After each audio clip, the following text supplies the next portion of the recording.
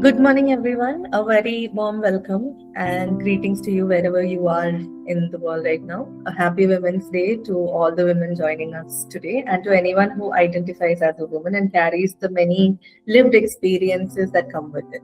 And to everyone else joining with us today, thank you for being a part of this conversation because conversations about safety, dignity, and equality are not only women's conversations, they are societal ones. Today, we are exploring an important question: what does safety really mean psychologically and socially for women? Not simply the absence of harm, but the presence of voice, autonomy, respect, and equal treatment. To help us think through this, I'm joined by two wonderful clinical psychologists. Our first speaker is Dr. Sheetal A. Lakhani, a clinical psychologist with a PhD from NIMHANS and an MPhil from IBHAS Delhi.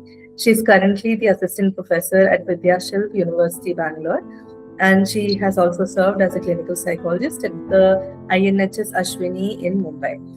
Her clinical work integrates several evidence based therapeutic approaches, including psychodynamic therapy, CBT, interpersonal therapy, mentalization based therapy, DBT, and mindfulness based approaches. She also actively contributes to teaching, research, and supervising, and follows a strong scientist practitioner approach to psychology.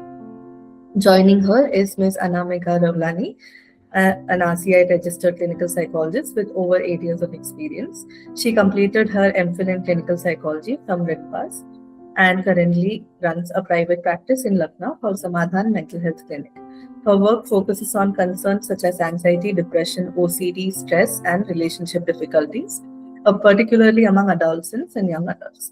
Her therapeutic work is largely grounded in cognitive behavioral and mindfulness based approaches with an emphasis on creating safe and supportive therapeutic spaces. So, I would like to start with just, greeting both of you. Dr. Sheetal, hi. Hi, hi. Yeah, I'm sorry, Miss Anamika, hi. Hi. Yeah, so to begin with, where do you come from today? From what position are you speaking about women's safety today? Yeah, I think I'll go for this one first because I think it's very important to define our positions. And for me, I was thinking about this morning, and I realized I'm coming from four different positions, which is quite a lot. But I'll be quick to tell you that one, I speak as I think first and foremost as a person who identifies as a woman. I think that is I can't remove that part of my personality and that part of the lived experience that I have as a woman, having faced unsafety in my own life. So as a person who identifies as a woman, as a clinical psychologist therapist who sees a lot of women clients also, as a supervisor and a teacher, where I work with either therapists or therapists in making a lot of them. As you know, we're very popularly women dominated in psychology, so a lot of them are women as well. And as a researcher of women's mental health, I place strong emphasis on that. So these are my four positions. Okay. Miss Anamika, where do you come from today? So, like, before we talk about women's safety, I want to say something very simple. I mean, for many girls and women, safety is not something about we talk about once in a while. It's something we calculate every single day, every single moment. We stepping out of home, what we are wearing, how we are looking, which road to take, which time to leave, what time to return home, what to wear, what not to wear. So many things are there. So, how strongly to react when something feels uncomfortable? So, as a woman, I understand this reality personally, as Dr. Sheetal said. And as a CP, I also hear how these experiences quietly affect women's confidence, anxiety issues, self doubt, making strong boundaries, emotional security, and sense of freedom. All right. So you are coming from the lens of a woman, a clinical psychologist who is practicing in the field, like Dr. Sheetal said, a very woman-dominated field still, right? So in your work as clinical psychologist, how often do themes of safety, vulnerability, or lack of safety thereof emerge in conversations with women clients, and In what ways do you think these concerns typically show up psychologically? So it comes like very often, sometimes directly, sometimes indirectly. So a woman is not come to therapy saying that I don't feel safe. Like they never come with this particular theme or problem. Instead, she say that I'm having anxiety issue, I'm feeling burned out, I'm not able to say things without having a fear of judgment, or I'm not able to trust people easily. So, for example, like I often see many young women clients telling the same narrative, like having an issue of anxiety or overthinking. So when we explore deeper, it is mostly about like environment where she's constantly feels judged, interrupted, or not taken seriously, or being mocked at. So over time, this creates a feeling of being guard or hyper alert, or where we can say our nervous system is not feeling safe in clinical language. So what exactly looks like anxiety is often connected to a deeper lack of emotional or psychological safety. uh, like we cannot say that it is safety is always uh, to attach to about the crime or the like physical protection. We are also like we it here it means that psychological safety, dignity, and right to live, right to speak without constant fear is important here. That's how shape a woman. Right, right. Dr. Sheetal, in your practice, how do these themes show up? Very similar to what Anamika says. It's so frequent, but I think most often it's unnamed, which is why I'm glad we're having this conversation today. I mean, we have women who come and ask these repeated questions about, if I do this, will I be judged? Will I be believed? Will this harm my reputation? Will this harm my relationships? Will this harm the prospect of something for my family? So we're wondering about all these different things, but we're not naming them. Especially clients, I don't think we're ever able to name this as a lack of safety in the surroundings. So I think it's important to understand that when we speak of physical safety, it's more easily imagined and more easily understood. But when it comes to psychological and social safety, we often in everyday life don't realize that our actions may have psychological and social costs. And as much as I would love to say I don't care what the world thinks of me, I still have to survive with this world. I'm still a human being that is social, and I a lot of our transactions, even say smaller things like am I going to get promoted, depends on what my standing is in my society. So as much as we'd like to believe there are no psychological, social consequences or costs to what we do, there are. And if there are, then we bother about them. And women are socialized to think more about those, pay more attention to those, pay more attention to how their action impacts someone else. And that's what I see in a lot of clients that come to me. And it's natural that they think more about these things also because they're more unsafe in general than the other gender. So for example, like I said, women come often wondering, when I do this, what will be the consequence of this? And this is, I can't tell you, maybe every week, if you ask me the question of how often, every week we have instances of women sharing such concerns. Yeah, I fully understand. Even in my own practice, I have so many women coming, like you said, every other session where they're telling me that, I don't think I can express myself here. I feel sense of that I will be abandoned, even if it's psychologically, physically, in whatever sense, I feel like I will be abandoned because I'll be considered as too much. So I understand what you mean. So now I want to expand the idea of safety a little bit. Sorry to interrupt, Nino. What you said just brought a thought to my mind. I thought I'd put it out there. I've had so many women cry when I've just heard them for what they wanted to say and said that you've been through a lot, just validated them. They just cried tears, and that tells you how much they've not received that Yeah. Radiation. Yeah, just came to my mind. Yeah, like from what you're saying, Dr. Sheetal, many times people think solution is everything. But it is mostly about the space where you have a voice, you feel that someone is hearing you out without giving like any suggestion, advices, comments, anything. Just we need a space, a free space to feel heard, seen, and understood. That's it. Yeah, yeah, that makes so much sense, you know. And now to coming back to expanding safety, Sanamika, we often do think of safety as simply the absence of harm, right? So, from a psychological standpoint, what does true psychological safety actually include for them? It's obviously like much more than physical danger. When a woman repeatedly feels unheard or dismissed, it may not leave bruises, as we were discussing it yesterday, but it deeply affects the way women think about themselves, confidence, sense of self, identity, many other things. Psychological safety for women includes respect, dignity, freedom to exist without fear.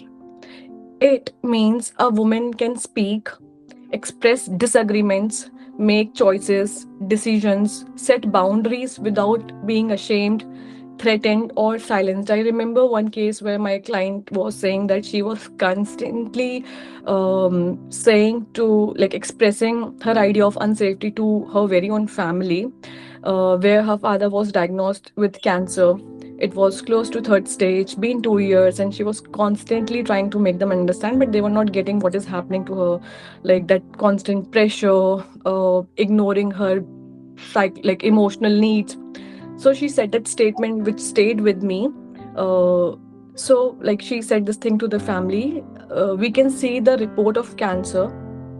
It's on third level. The thing is, you cannot see my stage. Maybe it's worse than what's there in their report, in my like dad's report. It's worse than that. Maybe it's fourth or fifth. I do not know.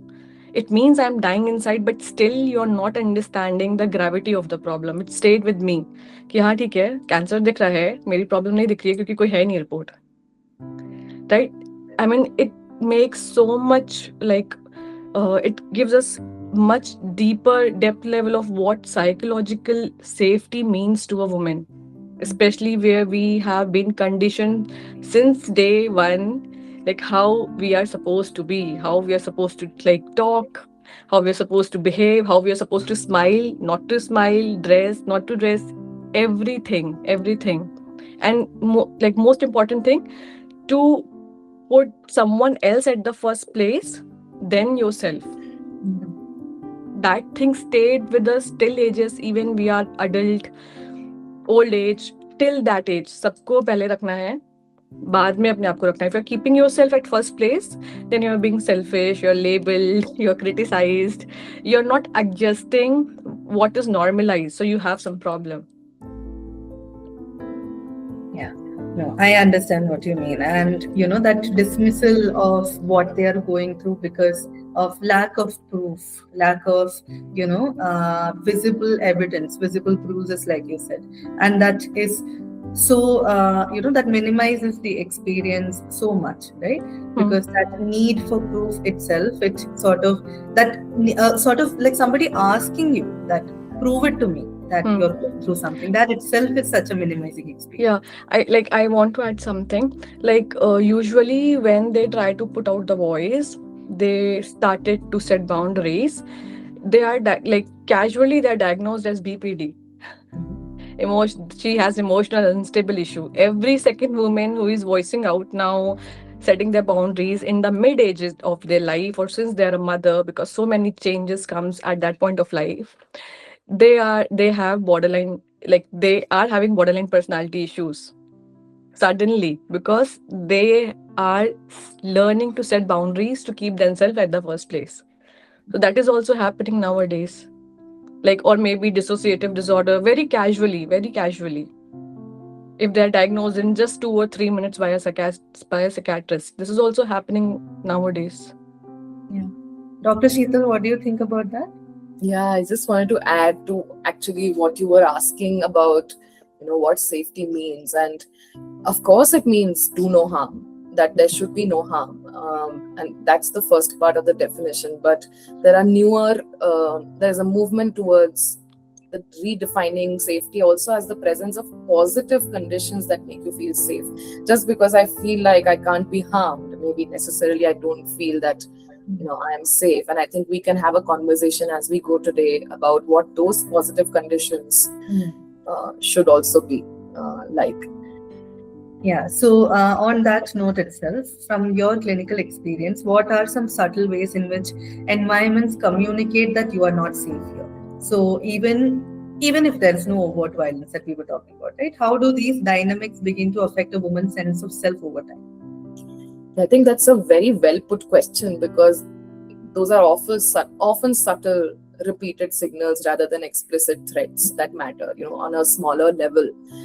And while we are aware of the very obvious ones where your body is commented on, even sometimes it may not sound as derogatory, but just a comment on the body is enough to get you to scrutinize yourself. While we're all aware of these, or locker room talks, we're aware of these explicit ways in which we feel unsafe as women. There are also subtler signals, and there's a lot of research on how some of these signals appear benevolent, appear as if we're trying to protect you as a woman. So there's a lot of being taught to continuously monitor your surroundings, or how you look, or being offered to drop home. And it's such a nice gesture, which is why I'm saying the intention is benevolent, but constantly being told that you need to be dropped home in a benevolent way also, I think is a very subtle signal of you're not safe here. There's also compliments or jokes, right? Jokes about women are too sensitive, but you are not like them. So maybe, that's a smaller way of saying that if you stay less sensitive, if you stay less problematic, we like you, then you're very pleasant to work with. So that's a very subtle signal of stay calm, stay docile, and then you'll be liked. And then there are some, a level up, subtler behaviors that you can notice in workplaces, in families, even in friend circles. Sometimes you'll see that a husband interrupts his wife frequently or speaks for her. Now, it appears small, but you can see how slowly you're taking over my autonomy, and therefore making me feel like I'm not safe enough to express my own thing, or I'm not assumed enough competent to express my own thing. So resulting in a lot of silencing of women. There's a lot of emotional dismissal, as we've already discussed. You're too sensitive, you're overreacting. There's a lot of ignoring of her ideas until a man brings it up with more confidence. And the paradox here is women then get less confidence. So a lot of us, I do it myself, I say a lot of the times, maybe I'm wrong here, or maybe I'm just thinking here, I'm just thinking out aloud. I'm not trying to mince my words here, but you'll see I'm trying to give a disclaimer that maybe I'm wrong, I could be wrong. Now these are very subtle ways of how we ourselves also do that. Like, I'm not sure if I'm right, if I'm not saying something wrong, things like statements like that. I might be doing mind reading, things like that. So like you said, Dr. Sheetal, like many times unsafety doesn't begin with obvious violence. There's a powerful line from in the series Made, which says that before they bite, they bark. Before they hit you, they hit near you. It reminds us that many unsafe situations begin with small warning signs that society often ignores. So, this can affect a woman's sense of self. She may begin to doubt her own feelings, hesitate to speak up, or minimize their own discomfort. Yeah. And on the same note, yesterday I had a client, a male client, So he was just talking about, the same thing. The Women's Day. Women's Day came up, and he's grieving the loss of his mother, and was talking about how amazing, person she is in terms of her personal life and her career. And she was a principal of a school, and whenever, let's say, like an administrative or a logistic issue comes up, he would say that there are so many times when his mother sorry, was told that this is a man's job. If a man was here, this would have gotten done so easily. Going to government offices, going to get sanctions and permissions and permits, it might be, maybe ask your son to come. I think it'll be easier, and the amount of time taken will be much lesser if he comes. So that just says so much, right? This is a principal that we are talking about. This is a person that runs an entire school that we are talking about. And even in a position like that, she's told this.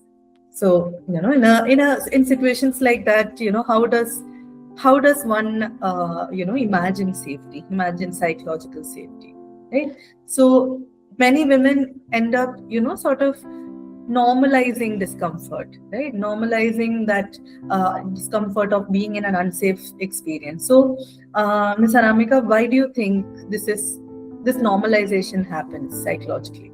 Like as you said, like social conditioning, of course, like as we discussed कि ये first day से ही start हो जाता है, like, and it has so deeply rooted in our values, beliefs, personality that it stays till the end of the life.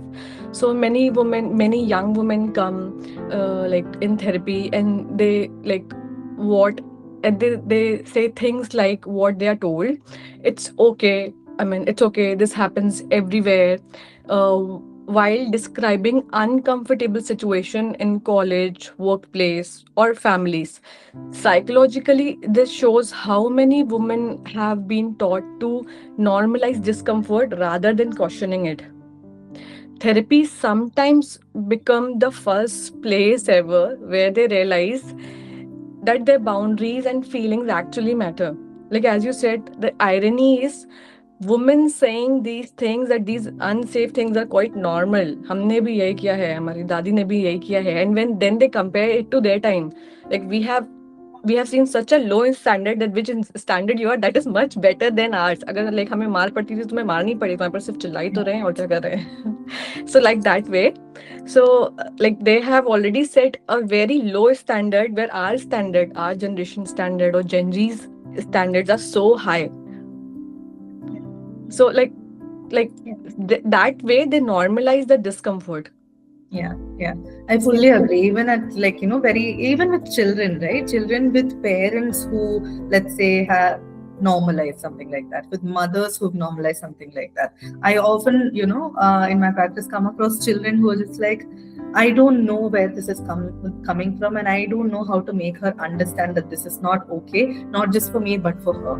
I don't like that she's putting up with it and making me put up with something that is absolutely not okay. And, in their term, we would be cancelled, if this is how you interact. And she would tell her mother that, you would be cancelled if you say things like this, in a forum where like there are many people out there, right?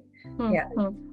Like from a young age, like many girls are being taught to be very polite, adjust, tolerate, avoid conflict.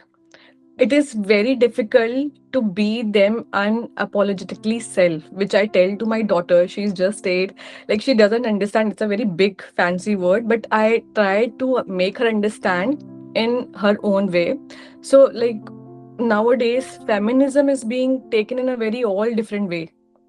What feminism is, that's not the topic of our today's discussion, but that is also very important if we are trying to learn the real meaning of patriarchy, which has been a point of discussion from a very long time. Then also feminism is taking to a different way, which is not again very healthy for us as a woman. So portraying the real meaning of it is very much important. I mean, freedom to speak, freedom to voice out, but this thing is also being portrayed in a very different manner. So taking the right spirit which is helpful for the society and the women living there is very much important.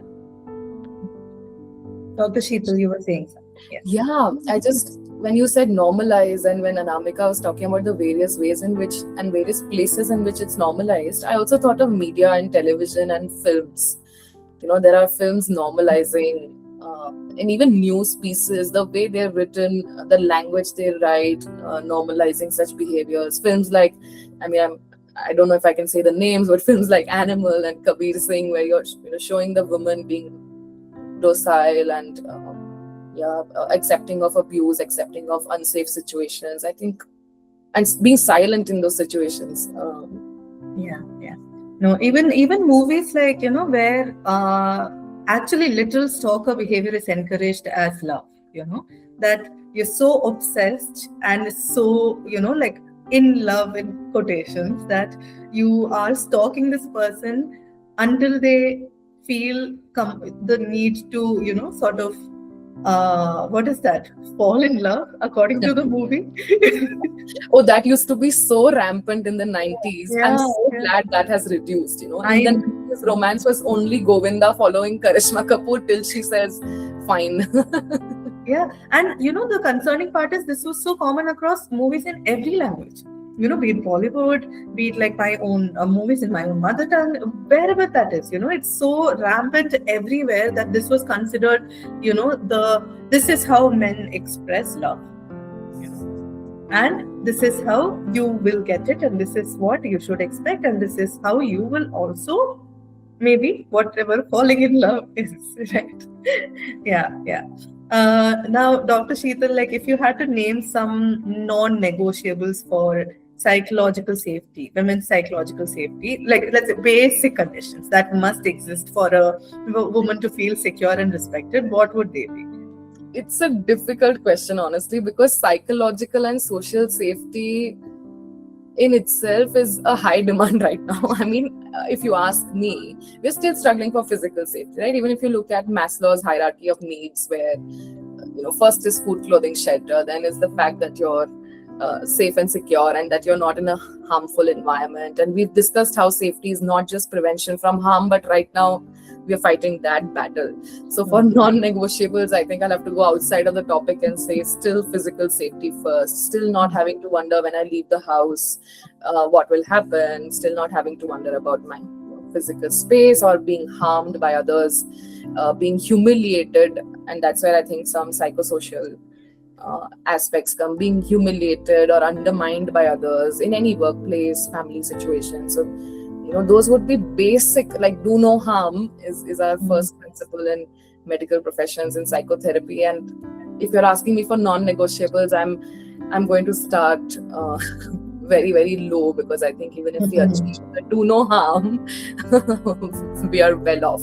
But if I can go a little beyond that, I think just like we've been saying, the ability to be expressive of our opinions, of saying no, drawing boundaries without being labeled difficult. And by this, I don't mean that we do not have any conflicts or disagreements, or that we are not told that we are wrong. Of course, we would love to be, like Anamika saying, feminism is misperceived quite a lot. I don't think this means that women should not be criticized or disagreed with. I think that's quite a healthy thing to do, but only if you do it in a healthy manner and not because I'm a woman that you speak over me, right? So respectful disagreement, maybe even that is psychological social safety for me.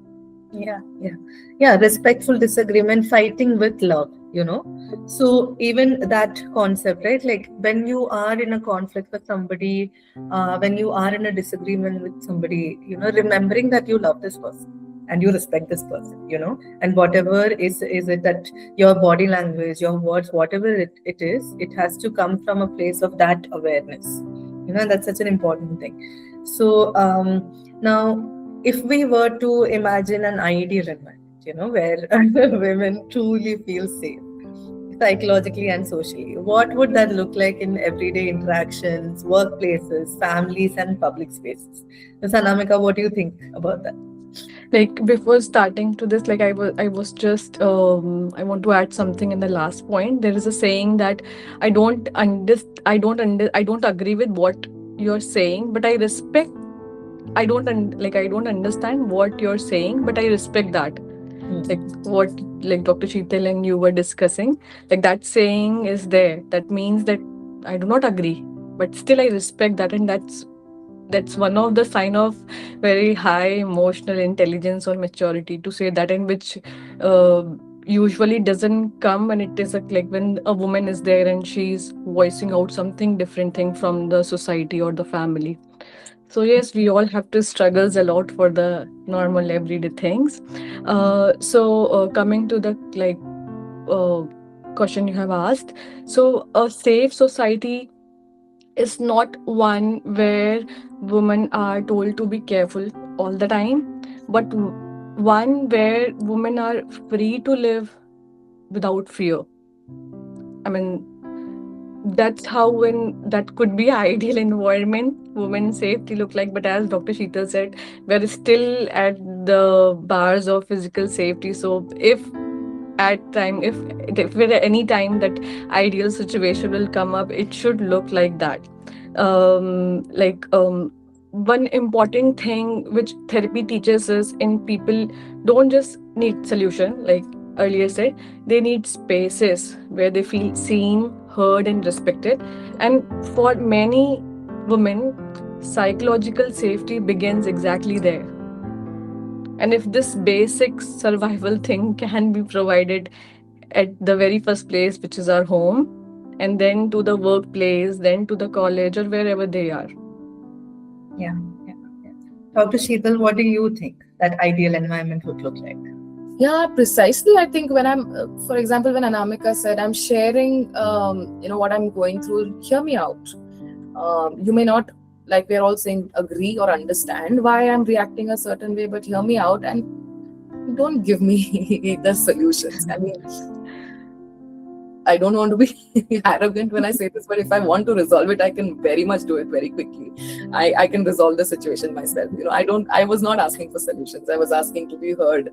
Such smaller places also mean safety. But in an ideal world, of course, being able to not worry about being scrutinized, I think that's where I think us women need to reach, and then we'll be able to do more and realize our full potential if we're not always worried about being scrutinized, being judged, being evaluated, being victim blamed. We've not spoken about that, but those are also very obvious ways of feeling unsafe.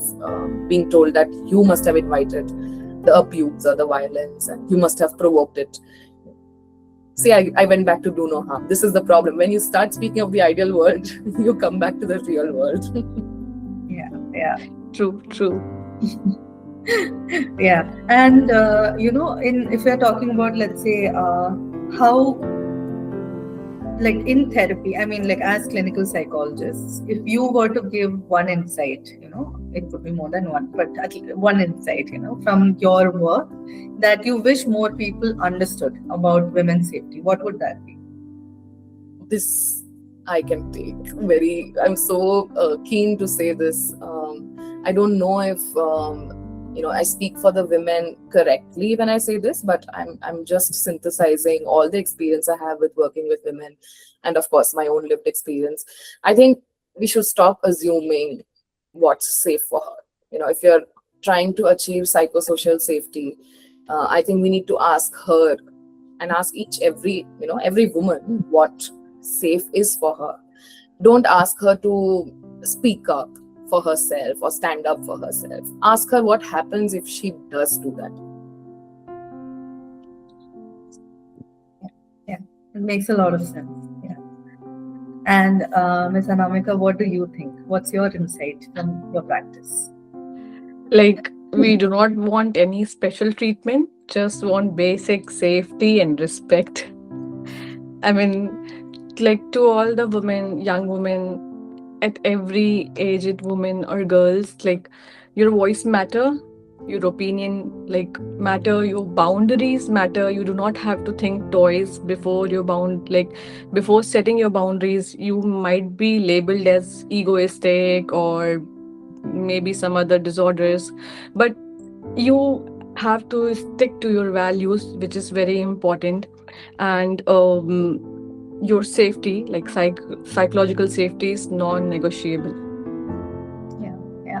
And for all the women listening, what is one thing that you can tell them, from your experience as a therapist, something that you had to say so many times to so many women that, this is something that you think is important. What would that be? For me, it's just one line. It's, you're not too much. Ms. Anamika, what about you? If you have to explain yourself again and again, that's not the place you have to be. You're not wrong. Don't doubt yourself. If you have to explain yourself, क्यों किया मैंने ऐसा?